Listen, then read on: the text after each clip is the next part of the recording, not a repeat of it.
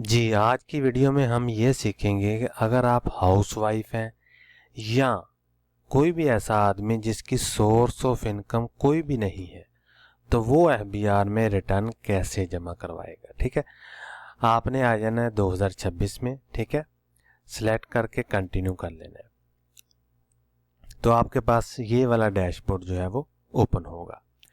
अब इसमें आपने क्या करना है, सिलेक्ट करना है नो इनकम, यानी ये जो हेड दिए हुए हैं salary, rental, other source, business, agriculture, foreign source, capital gain, इनमें आपकी कोई भी इनकम नहीं है, तो नो इनकम आपने सेलेक्ट कर लेना है। और आपने यहाँ पे अपना स्टेटस जो है वो बताना है कि आप पाकिस्तानी रेजिडेंस हैं या आप ओवरसीज पाकिस्तानी हैं। तो यस कर लें अगर आप पाकिस्तानी रेजिडेंट हैं, नो कर लें अगर आप ओवरसीज पाकिस्तानी हैं। ठीक है, नो करेंगे तो यहाँ से वो आपसे पूछेगा कि वेल्थ स्टेटमेंट जमा करवानी है, तो यस कर दें, नहीं तो नो कर दें। ठीक है, तो आज की वीडियो में हम देखेंगे यस करके कि हम पाकिस्तानी रेजिडेंट हैं, हाउसवाइफ हैं या कोई ऐसा पर्सन है जिसकी कोई सोर्स ऑफ इनकम नहीं है। तो यस करके हम इसे स्टार्ट फिलिंग जो है वो शुरू करेंगे। तो ये देखें, इस तरह का डैशबोर्ड जो है वो हमारे पास आ जाएगा। ठीक है, इसको हम स्टेप बाय स्टेप लेके चल देंगे। आपने सबसे पहले आना है वेल्थ स्टेटमेंट में और रिकंसाइल ऑफ नेट एसेट, इसमें आपने आ जाना है। अच्छा, इसमें आपने एक सिनेरियो बनाना है कि आपकी सोर्स ऑफ इनकम कोई भी नहीं है, लेकिन आपने ये सोचना है कि आप जिंदा किस तरह रह रहे हैं।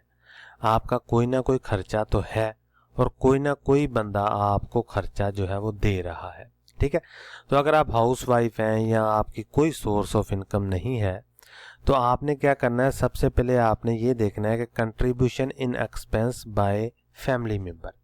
फॉर एग्जांपल, कोई फैमिली मेम्बर आपको सपोर्ट कर रहा है और उसने आपको साल का 50,000 रुपया दे दिया। ठीक है, खर्चे के तौर पे, तो 50,000 आ गया आपका खर्चा, तो वही खर्चा आपने एक्सपेंस में डाल देना है। ठीक है, अदर में जाएं, other personal house hold expense, और यहाँ पे वो 50,000 रुपया आपने डाल देना है। ठीक है, यहाँ से आप कैलकुलेट करेंगे तो ये आपकी अनरिकंसाइल अमाउंट 0 हो जाएगी और आप रिटर्न जो है वो सेव और सबमिट कर दें। ये है सिनेरियो नंबर 1। किस सूरत में कि अगर आपकी कोई सोर्स ऑफ इनकम नहीं है लेकिन कोई फैमिली मेम्बर आपको पैसे दे रहा है और वो पैसे आप एक्सपेंस में लगा रहे हैं, क्योंकि ऑफ कोर्स आपको खर्चा तो चाहिए हर सूरत, और कोई ना कोई आदमी आपको सपोर्ट कर रहा है, उसी सूरत में आप जिंदा रह रहे हैं। ठीक है, तो ये एक्सपेंस हो गया फैमिली मेम्बर की तरफ से। ठीक है, ये केस नंबर 1 हो गया। उसने 50,000 दिया, 1 लाख दिया, 5 लाख दिया, 10 लाख दिया, वो आपने सारे एक्सपेंस कर दिए। ठीक है, वो करके आपने नेक्स्ट करना है, सेव करना है, सबमिट कर देना है। ठीक है, उस सूरत में अगर आपके पास फॉर एग्जांपल आपके नाम पे कोई सिम हुई, तो वो आप विद होल्डिंग टैक्स में जाके एडजस्टेबल में जाएंगे, एडजस्टेबल में जाके यहाँ पे डाल देंगे। ठीक है, इसके अलावा अगर आपके नाम पे कोई भी चीज़ है जिसमें आप एडजस्टेबल टैक्स देते हैं, तो वो आप यहाँ से डाल सकते हैं। ठीक है, ये चीज़ें आपने देखनी है साथ साथ। अभी हम दोबारा चलते हैं, ये तो हो गया सिनेरियो नंबर 1।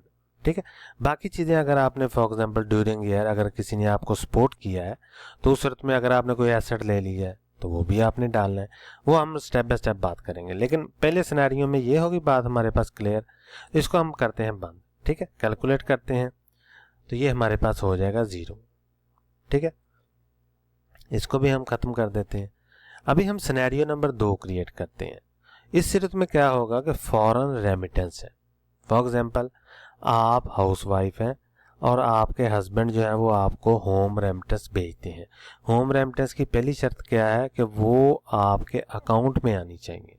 ठीक है, वो चाहे आपका भाई भेजे, आपका हस्बैंड भेजे, आपका फादर भेजे, कोई भी भेजे, तो वो आपके अकाउंट में आनी चाहिए, फिर ही आप यहाँ पे शो करवा सकते हैं। तो फॉरेन रेमिटेंस पे हम क्लिक करेंगे। ठीक है, तो यहाँ पे आपने अमाउंट लिख लेनी है कि पूरे साल में फॉर एग्जांपल आपके हस्बैंड ने, आपके भाई ने, या जो भी आपका ब्लड रिलेटिव होगा, उसने आपको कितनी अमाउंट भेजी है। ठीक है, सेंडर का नाम आ जाएगा यहाँ पे। ठीक है, जो भी नाम होगा उसका वो आपने लिख देना। रिलेशन विद सेंडर, यानी आपका सेंडर के साथ रिलेशनशिप क्या है, हस्बैंड है, भाई है, फादर है, मदर है, जो भी हुआ, जो भी आपको सपोर्ट कर रहा है वो आपने यहाँ पे लिख लेना है। फॉर एग्जांपल हम लिख लेते हैं कोई भी, तो कंट्री यहाँ से आप सिलेक्ट कर लें जिस भी कंट्री में वो गए हैं, ठीक है। तो यहाँ से मैंने रफली सिलेक्ट कर लिया, तो इसको हम कर लेते हैं 50,000 ताकि हम कैलकुलेशन में आसानी हो, ठीक है। ये हमने लिख लिया और यहाँ पे आपने ये देखें 50,000 हमारे पास अमाउंट आ गई फॉरेन रेमिटेंस की। अब फॉरेन रेमिटेंस आ गई तो आपने क्या किया, ऑफ कोर्स आपने खर्चा किया उसको, ठीक है। सेम एक्सपेंस में जाएं, other personal house hold expense में आए और यहाँ पे वही अमाउंट जो है वो यहाँ पे आपने लिख देनी है 50,000, ठीक है। इसको करेंगे हम कैलकुलेट, तो जो हमारी अमाउंट होगी अनरिकंसाइल वो 0 हो जाएगी क्योंकि 50,000 हमारा रेमिटेंस में आया, ठीक है। और वो रेमिटेंस हमने एक्सपेंस में डाल दिया क्योंकि उसी रेमिटेंस से हमने अपना घर का जो खर्च है वो चलाया, ठीक है। तो ये हो गया जी सिनेरियो नंबर 2, जिसमें हमारे पास फॉरेन रेमिटेंस आई है और उस रेमिटेंस की मदद से हमने एक्सपेंस कर दिया। अभी देखते हैं विद होल्डिंग टैक्स में। For example during the year आपके नाम पे सिम है, ठीक है, या कोई भी टेलीफोन का बिल है, तो सेक्शन में जाएंगे और ये हम टेलीफोन सेलेक्ट करेंगे या आपका सेल फोन सेलेक्ट करेंगे या जो भी चीज़ होगी वो आपने यहाँ से सिलेक्ट कर लेनी है। तो यहाँ से अगर आपने पूरे साल में कोई भी एडजस्टेबल टैक्स दिया है तो वो आप उसको ऐड ऑन कर सकते हैं, ठीक है। फॉर एग्जांपल यूजुअली लोगों के पास सेल फोन होता है, सेल फोन भी अगर आपके नाम पे है, ठीक है, आपके शनाख्ती कार्ड पे है तो फिर आपने ऐड करना है, अदरवाइज आपने ऐड नहीं करना। तो यहाँ से आप नंबर वगैरह लिखेंगे, मोबाइल नंबर, और यहाँ से आप लिख देंगे कि ये टेलीनार की सिम है या जैज़ की सिम है या जो भी सिम हुई वो आप यहाँ से लिख के ऐड कर देंगे। और यहाँ से लेकिन आपके पास टैक्स सर्टिफिकेट होना चाहिए, ठीक है। और यहाँ पे आपने टोटल अमाउंट लिख देनी है जी, इतनी अमाउंट का हमने रिचार्ज किया और उस पर इतना टैक्स दिया है, ठीक है। उसको आपने कर देना है कैलकुलेट। इसी तरह एडजस्टेबल में आप बाकी चीज़ें भी ऐड कर सकते हैं। अगर आपने ड्यूरिंग द ईयर कोई एसेट सेल किया है, ठीक है, तो 236C का आ जाएगा। परचेज किया तो वो भी आप लिख सकते हैं, लेकिन ये उस सूरत में होगा अगर आपके पास अमाउंट आई है और उसमें से आपने एक्सपेंस जो है वो कम किया है और बाकी का आपने एसेट खरीद लिया। तो उस सूरत में अभी हम चलते हैं। फॉर एग्जांपल आपके पास रेमिटेंस आई है 50,000 की और आपने यहाँ पे एक्सपेंस जो किया है वो किया है 25,000 का, ठीक है। और 25,000 आपने क्या किया, कोई ना कोई आपने एसेट परचेज कर लिया फॉर एग्जांपल। तो फिर आपने जाना है जी पर्सनल एसेट में। अभी हम चलते हैं पर्सनल एसेट में जी। तो पर्सनल एसेट में आके, ठीक है, आपने क्या करना है, सबसे पहले आएगा जी इमूवेबल प्रॉपर्टीज, यानी अगर आपने कोई भी property during the year purchase की है या सेल की है तो उसका डाटा आपने यहाँ पे डालना है, ठीक है, वो यहाँ पे आ जाएगा। उसके बाद हमारे पास अगला ऑप्शन आएगा फाइनेंशियल एसेट्स एंड इन्वेस्टमेंट। इसमें बैंक अकाउंट आ जाएंगे, इसमें इन्वेस्टमेंट आ जाएगी, सारी ये चीज़ें इसमें शामिल होंगी। तो यहाँ पे आपने सेलेक्ट कर लेना है बैंक अकाउंट, ठीक है, कैश इन हैंड। अगर आपकी कोई इन्वेस्टमेंट वगैरह भी है तो वो आपने लिख लेनी है, उसे कर लेना है ऐड, ठीक है। अगर इन्वेस्टमेंट वगैरह हुई तो ऑफ कोर्स आपका सोर्स ऑफ इनकम बन जाएगा पाकिस्तान में, तो आपका तो कोई भी नहीं है, तो उस सूरत में बैंक अकाउंट आपने लिखना है। बैंक अकाउंट क्यों लिखना है, फॉर एग्जांपल आपने होम रेमिटेंस रिसीव किया तो वो आपने अपने अकाउंट में ही की होंगी, तब भी आप बैंक अकाउंट यहाँ पे लिखेंगे और डिक्लेयर कर सकती हैं कि आपका होम रेमिटेंस जो है वो आपके अकाउंट में आया, ठीक है। उसी सूरत में आपको बैंक अकाउंट भी चाहिए, तो यहाँ आपने बैंक अकाउंट अपना लिखना है। सर्च पे क्लिक करेंगे तो बैंक अकाउंट आपका ऐड हो जाएगा, ठीक है।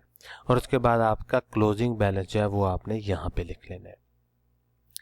उसके बाद आपने क्या करना है, फॉर एग्जांपल हमने 25,000 इसमें नेट एसेट में जो है वो रखा था, तो कैश इन हैंड में आपने 25,000 डाल देना है। उसके बाद कैलकुलेट करना है तो आपका जो अनरिकंसाइल अमाउंट है वो 0 हो जाएगी, ठीक है। फॉर एग्जांपल हम इसको 25,000 इसमें डाल देते हैं। तो ये हमने डाल दिया 17,25,000, क्योंकि फॉर एग्जांपल मैंने आपको समझाने के लिए कि 25,000 हमने एक्सपेंस कर दिया, 25,000 हमने एसेट में डाल दिया, यानी हमारे पास अभी भी पड़े हुए हैं। तो उस सूरत में आप ये ले, या अगर आपने फॉर एग्जांपल गोल्ड लिया है या आपने कोई गाड़ी ले ली है, कोई भी चीज़ आपने ली है उस पैसे से, ठीक है, तो वो आपने यहाँ पे डाल देनी है। ठीक है, तो उस सूरत में अभी आपने जी, तो 25,000 हमारा हाउस होल्ड एक्सपेंस हो गया, 25,000 हमने एसेट में डाल दिया, तो उस सूरत में अनरिकंसाइल अमाउंट हमारे पास 0 हो गई है। ठीक है, तो उस सूरत में भी हम सेव करेंगे, सबमिट करेंगे और अपना जो फॉर्म है वो फाइल जो है वो रिटर्न जो है वो सबमिट करवा देंगे। ठीक है, तो इसमें हमने 2 सिनेरियो क्रिएट किए, फैमिली मेम्बर की तरफ से अगर सपोर्ट हो तो भी एक्सपेंस में डालना है, और अगर आपके पास होम रेमिटेंस आ रही हैं तो वो भी आपने डाल देना है। अगर किसी की तरफ से गिफ्ट मिला है तो आपके पास उसकी कंप्लीट इन्फॉर्मेशन होनी चाहिए, गिफ्ट डीड होनी चाहिए। इनहेरिटेंस मिली है तो वो आप यहाँ से ऐड कर दें, लेकिन इन सारी चीज़ों का आपके पास प्रूफ होना चाहिए। होम रेमिटेंस का भी प्रूफ होना चाहिए, इनहेरिटेंस का भी, गिफ्ट का भी, और फैमिली मेम्बर की तरफ से अगर आपको कोई सपोर्ट आ रही है तो उसका भी प्रूफ होना चाहिए। ठीक है, हर चीज़ का आपके पास प्रूफ होगा तब भी आपने ये सारा डाटा डालना है, डमी डाटा आपने यहाँ पे नहीं डालना। ठीक है, तो ये सारी इंफॉर्मेशन थी। अगर फॉर एग्जांपल आप ओवरसीज हैं, ठीक है, और आपकी कोई भी पाकिस्तान में सोर्स ऑफ इनकम नहीं है, तो आपने सिंपल यहाँ पे हमने सेलेक्ट किया था कि हम पाकिस्तानी रेजिडेंट हैं, वहाँ पे आपने सेलेक्ट कर लेना है नॉन रेजिडेंट। ठीक है, नो कर लेंगे, उसके बाद वेल्थ स्टेटमेंट को यस कर लेंगे, ऐड कर लेंगे, तो सेम प्रोसीजर होगा आपका। ठीक है, लेकिन आपका जो एक्सपेंस हुआ है वो आपने लाजमी डालना है पूरे साल में। ठीक है, अगर आप ओवरसीज हैं, पाकिस्तान नहीं गए, तो फिर आपको एक्सपेंस भी डालने की ज़रूरत नहीं है। लेकिन वेल्थ स्टेटमेंट में अगर फॉर एग्जांपल आपने रेमिटेंस भेजी हैं अपने ही अकाउंट में, तो फिर आपको ऐड ऑन करना पड़ेगा ये सारी चीज़ें। ठीक है जी, तो ये था जी तरीका। हाउसवाइफ या ऐसे आदमी जिनका कोई भी सोर्स ऑफ इनकम नहीं है, लेकिन वो किसी से पैसे लेते हैं या कोई उनको सपोर्ट करता है, तो उनको रिटर्न में हम किस तरह फाइल करेंगे। ये था जी तरीक़ेकार, कंप्लीट इन्फॉर्मेशन। कोई भी सवाल हो या कोई सेक्शन मिस हो गया तो कमेंट सेक्शन में ज़रूर पूछें, मैं उसको कवर करने की कोशिश करूँगा। मिलते हैं अगली वीडियो में, तब तक के लिए अल्लाह हाफिज़।